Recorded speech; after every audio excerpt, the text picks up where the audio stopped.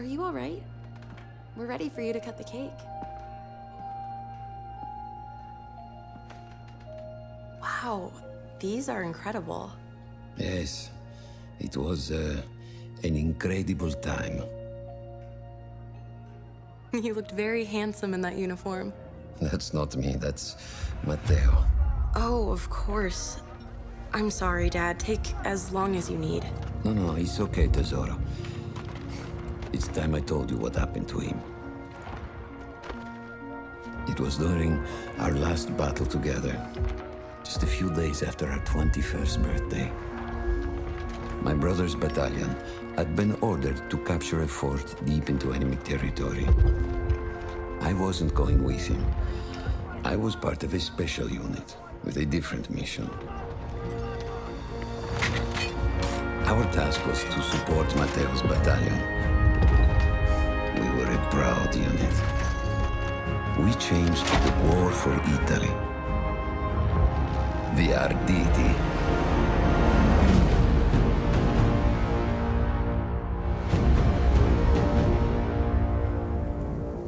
Hello Warfighters, War is Hell. Welcome to the next episode in the series where I'm playing through the Battlefield 1 campaign, but instead of talking about the campaign, I'm going to talk about the history of World War I to hopefully enhance the experience for you guys while you're playing Battlefield 1.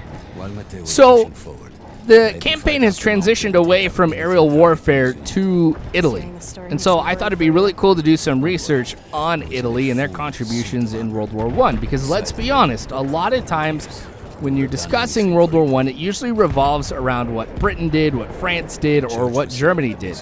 I'm guilty of that, kind of myself. So I had to do a lot of research on this, and it was really cool, some of the stuff that I ended up learning about Italy. And I'm excited to share this, of course, with you guys.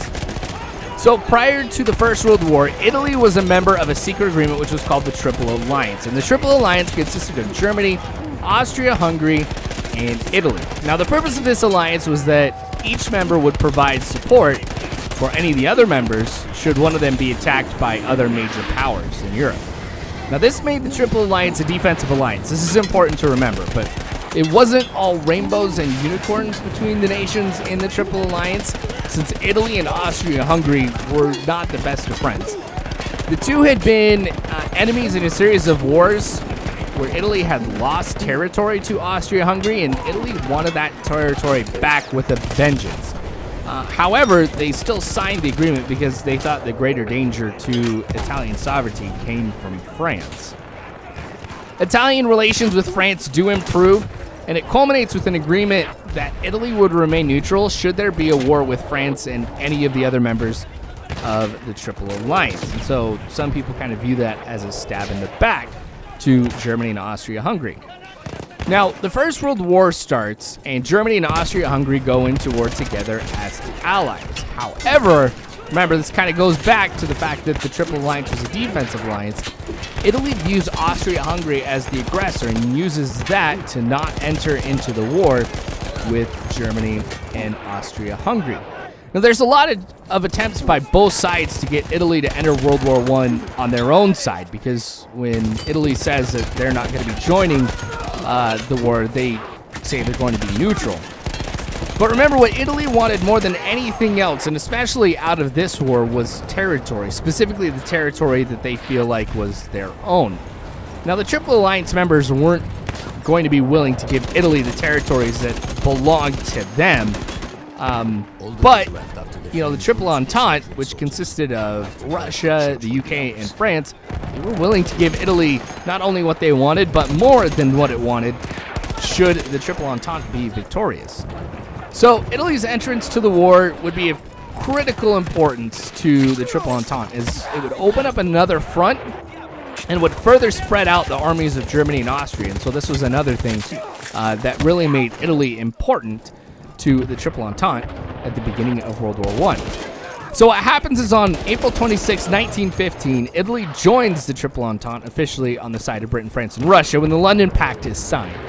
Then on May 3rd, 1915, Italy officially leaves the Triple Alliance, and then 20 days later, on May 23rd, 1915, Italy declares war on Austria-Hungary. Now, Italy's commander-in-chief was named Luigi Cadorna. And he wasn't the kind of leader who really had learned a lot from the lessons of war, especially what had taken place in World War I.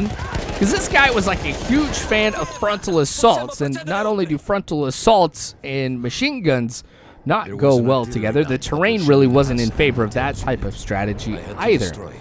Now, Italy had the advantage of numbers along the 400-mile Italian front, but as I mentioned, the terrain would really make it difficult for them to advance without suffering great loss. There was a huge benefit to the defenders, and in this case, it was Austria-Hungary. Now, Italy fought in a lot of places in World War I, not just on the Italian front, but they also fought on the Western front, in the Balkans, and the Middle East, but we're going to focus on the Italian front since that's where this video takes place, and also most of the action for Italy. So the Italian plan was to break through Austria-Hungarian lines and threaten Vienna, which was the capital of Austria-Hungary. Now, to do that, they fought a series of battles along their front. There was some progress that was made, but not enough for a major breakthrough. And just like had been the case with the other parts of Europe, the front quickly evolved into trench warfare. Now, in the Italian front, you're pretty high up as far as altitude goes in the mountains, and you know it was almost as high as 10,000 feet in some places. So the trenches weren't dug into mud like you would normally see on the Western Front, but they were dug into sheer rock. And what's interesting, this is something I learned as I was doing my research, that artillery fire in rocky terrain caused 70% more casualties per round than those in soft ground, like in the mud in France and Belgium and everything. However, there were some benefits, of course, to digging into rock. As you can imagine, you know, you've got more protection in some areas. Such as you could have covered supply lines. I mean, they even dug fighting tunnels and everything, and try and blow up each other's lines by digging underneath. It was, you know, it was kind of the same stuff you saw, but it was a lot harder when you were doing that in rock. However, it wasn't all, of course, great, because on December 13th, 1916, White Friday comes around, where 10,000 soldiers are killed by avalanches up in the mountains. Italy, as I mentioned, loved their offensives. Their commander-in-chief was. So the Italians basically averaged one offensive every 3 months, which was higher than what was asked for by armies on the Western Front. You know, for example, throughout the war, there were 12 battles along the Isonzo River. So the 11th battle of the Isonzo proved to be the most successful, as Italy was about to make a breakthrough. And it could have crippled Austria-Hungary, but they were unable to do so due to the Italian army outrunning its artillery and supply lines, and that prevented them from being able to move up and really be able to exploit their gains. 1917, though, Russia ends up folding. Germany's forces that were on the Eastern Front are then sent to the Italian front, or a portion of them are, to reinforce Austria-Hungary, because it was pretty obvious that they weren't doing too hot.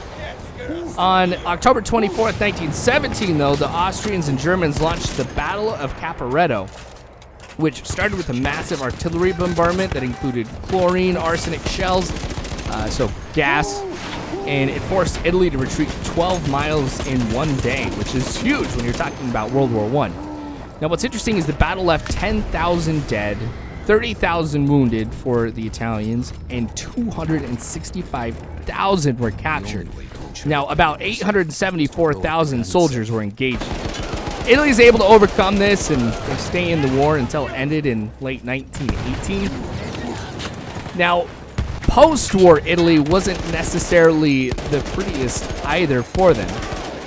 The conference that took place after World War I was called the Paris Peace Conference. And Italy was considered one of the big four for the side that ended up winning. You had Britain, France, the United States, and Italy. Those were the ones who were in the big four. Now, the representative for Italy ended up leaving the conference in boycott because he didn't feel that the territorial gains that were offered to Italy was equal to the cost of what it took to be able to fight and win the war for Italy.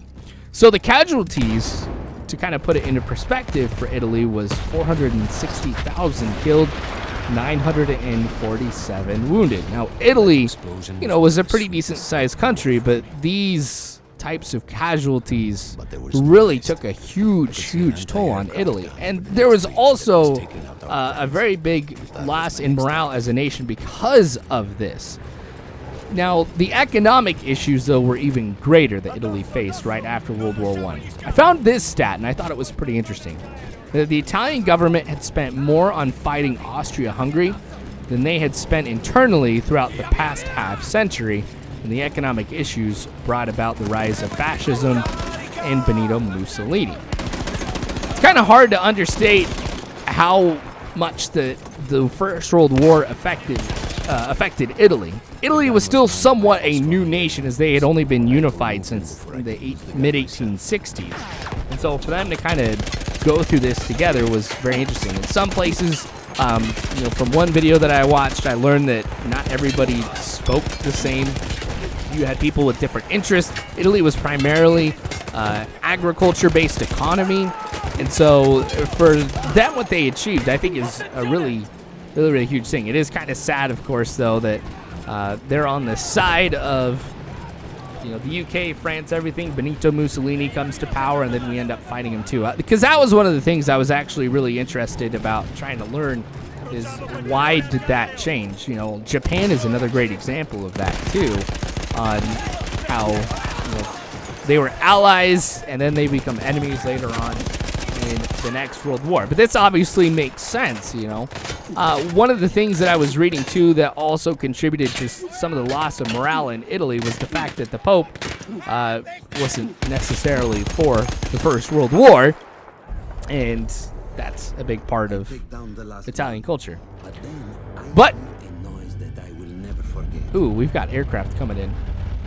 But yeah, no, that was a lot of cool stuff that I learned about Italy during World War I. And so for the next part, we're going to talk about the unit that this guy is in. So there'll be a lot of research that I'm going to have to do for that one. But I hope it's just as interesting as some of the stuff that we kind of learned here. I've got a lot more respect for Italian contributions in World War I because I frankly know more about the Italian contributions during World War I. So, these guys fought hard. I can't imagine what it would be like fighting in this type of terrain, in the mountains, because yeah, when you've got that artillery going, shrapnel's going to be a lot worse because the debris that's kicked up from the rocks and everything, that's going to be sharp, and that's what's going to contribute to more people being wounded from artillery than that. But gosh, I mean, this is cool to be able to see this perspective of it too, because as I mentioned at the beginning, you usually get the Western Front with all the mud, and obviously the game kind of focuses on that in some areas as well. And so you usually don't see this type of stuff played out. And this is one of the things that I did like about the Battlefield 1 campaign, is you did get to see some of the things that aren't normally talked about throughout the First World War, at least not from a history perspective and what I learned when I was younger. But I'm going to go ahead and end the video right here for you guys. So thank you for watching. I really do appreciate it. More of this, of course, to come later on, so make sure you guys subscribe if you have not already. Follow me on Facebook, Twitter, but thank you again for watching.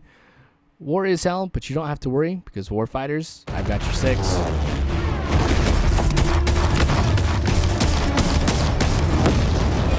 Were you still safe behind your armor? Of course. Nothing could dent it. But then the planes veered away.